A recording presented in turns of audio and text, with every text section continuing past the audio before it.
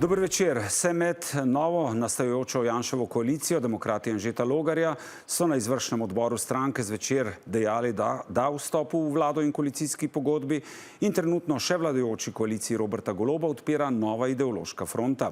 Predlog zakona o pokopu in spominu žrtev prikritih grobišč NSI, SDS in Demokratov, da se žrtve povojnih pobojev pokopljajo na ljubljanskih Žalah ter da se 17. maj ponovno razglasi za nacionalni spominski dan na žrtve komunističnega nasilja, ki ga je Golobova vlada ukinila, potem ko ga je leta 2022 razglasila Janševa vlada, je na noge dvignil levi pol slovenske politike. V Levici pravijo, da gre za preusmerjanje pozornosti od interventnega zakona o razvoju Slovenije, ki razgraja socialno državo. Ljubljanski župan Zoran Janković pa takšnemu pokopu nasprotuje in pravi, da gre za ideološko temo.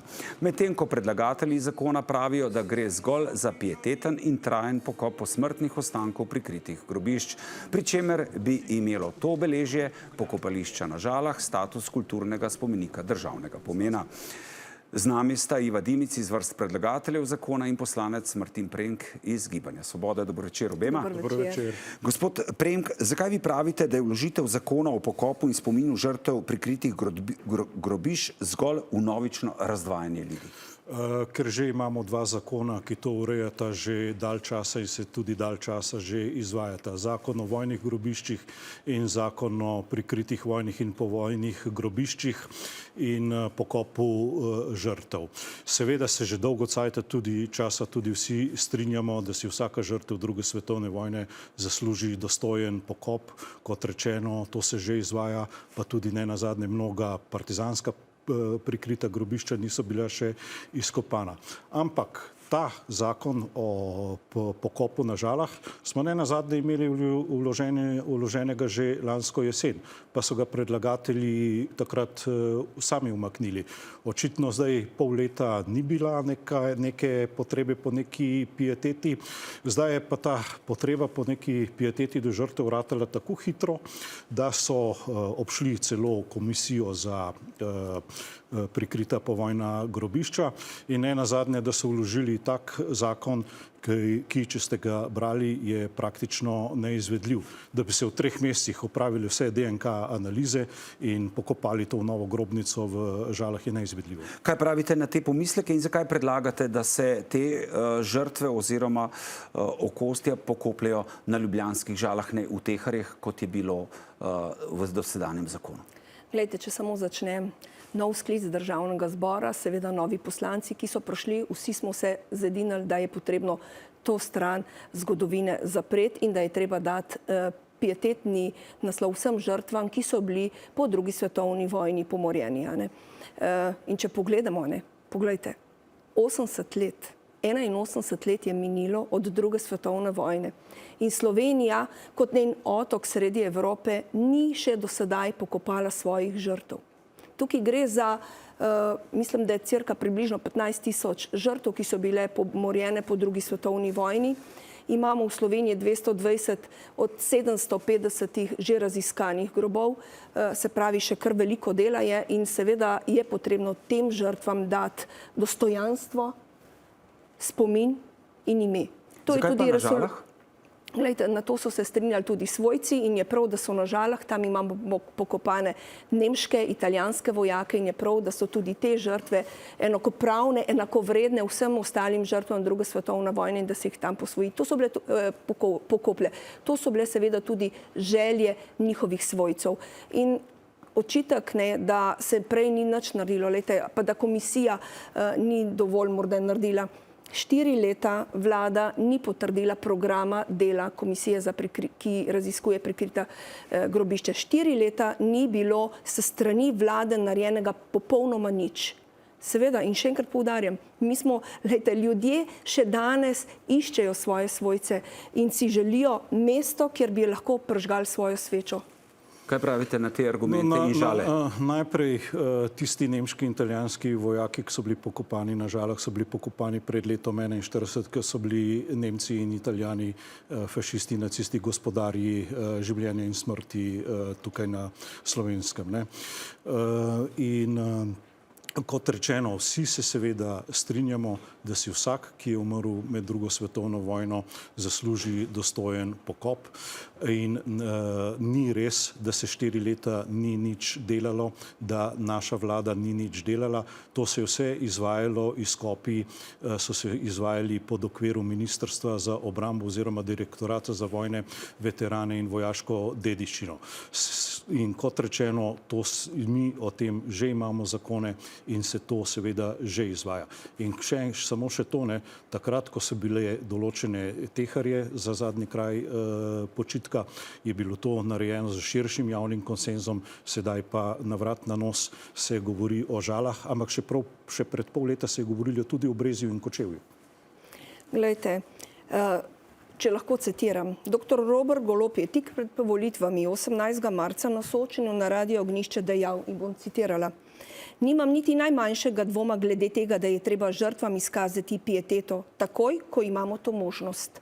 Želel bi si, da bi vsi mi izkazali pravo pieteto, zato da enkrat s tem zaključimo in tega ne politiziramo in te nesrečne žrtve čim hitreje pokopljemo v državnih kostnicah. Povojni poboji so bili zločin, glede tega nimam najmanjšega dvoma. Tisti, ki so naredili, bi morali za to odgovarjati tudi posthumno." Glejte, vsi so bili takrat na soočenju, vsi predstavniki stranki so se vsi s tem strinjali. Jaz sem zdaj prebrala tudi besede dr. Goloba, predsednika vlade, ki seveda je obljubljal, da čim prej treba to narediti. Glejte, kot sem dejala, v nov sklic, novi ljudje, ki so seveda za to, da se ta zadeva razreši in da se da ljudem mir in počitek na Žalah. Boste vi ta zakon podprli? Ne, seveda, kot rečeno, mi ne rabimo novega zakona, ker se vse to že izvaja. Vse to se že izvaja. Gospa Dimic, zakaj predlagate, da se 17. maj v tem zakonu tudi ponovno razglasi za spominski dan za žrtve komunističnega režima?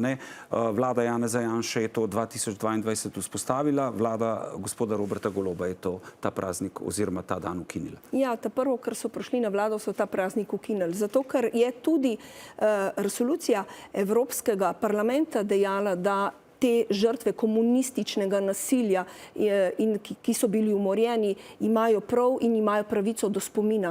In je 17. maj tisti dan, ki je bil določen takrat, že takrat v prejšnji vladi, da je to dan spomina. Seveda to je bilo določeno tudi za vsemi organizacijami, ki zastopajo in v katero so včlanjeni tudi svojci in sorodniki teh žrtev, ki so bili po drugi svetovni vojni brutalno umorjeni. Kaj pravite na ta predlog in te argumente?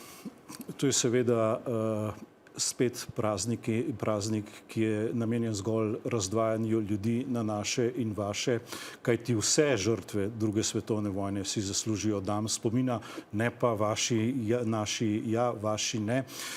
In ne nazadnje celo ta praznik nekako deli žrtve na prave in neprave. Pa če lahko samo še nekaj, to so žrtve druge svetovne vojne, ne pa komunizma. Med drugo svetovno vojno je recimo umrlo tudi 2000 nedolžnih ljudi, tudi žensk in otrok med bombardiranji zahodnih zaveznikov, pa njih ne imenujemo žrtve liberalnega kapitalizma ali kako drugače. Tako da to so vse žrtve druge svetovne vojne in posledic druge svetovne vojne. Glejte, 750 grobišč v Sloveniji, kjer ležijo še vedno njihove kosti. Mislim, da je čas, da smo nova generacija, bom rekla, pa že mi smo prišli v srednja leta, da smo dolžni pietetno narediti pokop tudi teh žrtev in jim dati ta zadnji, bom rekla, mesto miru, dostojanstva in nenazadnje tudi vrniti ime in tudi dati možnost spomina. Ljudje, jaz prihajam iz kraju, kjer so ljudje še danes prizadeti zaradi teh pobojev in je prav, da imajo pravico prižgati svečko. Lejte, dr. Golob je rekel, da je prav, še celo sem prebrala, da ni niti najmanjšega dvoma, da so bili ti poboji zločin. Zdaj imamo možnost, zdaj so ljudje pripravljeni, nov sklic državnega zbora, novi poslanci, ki si želijo to zadevo razrešiti. Lejte, čakati smo mogli 81 let in si želim, da bi bilo tukaj dosežen konsens, ne zaradi ideologije in razvajanja. To ni razvajanje, to je odrekanje dostojanstva vsem žrtvam. In lejte, tudi če pogledamo na Antigono, Dostojanstvo je, da imajo mrtvi pravico do pokopa in seveda svojci pravico do žalovanja. In ne odrekati že 80 let. Že od leta 1990 od sprave v Kočevskem rogu nihče nikomur ne odreka pravico ne do žalovanja, ne do spomina, ne do ničesar. Praktično se zadnjih 40 let sploh ne sme govoriti o čemorkoli drugemu, kot v bistvu o povojni usmrčenih domobrancih, ustaših in četnikih. In mimogrede, partizanska stran se že ne vem kolikokrat opravičila za vse zločine med drugo svetovno vojno in po drugi svetovni vojni. Kaj takega iz druge strani pa še nismo slišali. Pa verjemite, tudi na partizanski strani je bilo mnogo žrtev, ki še danes trpijo, ki so jih povzročili okupatorji in njihovi sodelavci. Lahko rečem, da se mi zdi žalostno, da imamo na ljubljanskih Žalah pokopane tako italijanske vojake, kot tudi nemške, ki so bili okupatorji, ampak mi smo njim znali oprostiti. Ne znamo pa oprostiti lastnemu bratu, lastnemu sosedu. Res smo na točki, ki je potrebno s tem zapreti, jim dati seveda možnost, da se jih pokoplje na ljubljanskih Žalah, dobijo seveda tudi dan spomina in mislim, da je s tem narejen en tak, bom rekla, velik korak za narod. Narod potrebuje to. Potrebujejo to, bom rekla, naši zanamci, da ne bomo to puščali še naprej odprto. Čakali smo 81 let. Če že govorite o pokopanih nemških vojakih, tudi nemška veleposlanica za vsak dan upora proti okupatorjev oziroma za vsak dan osvobodilne fronte položi venec pred spomenik ustanovitvi osvobodilne fronte. Zdaj pa samo se spomnimo, kakšne laži in kaj smo vse poslušali se strani predvsem slovenske desnice ob zadnjem dnevu osvobodilne fronte. Tako da, dajmo spoštovati potem drugega, tako kot se spoštujemo z nemško stranjo.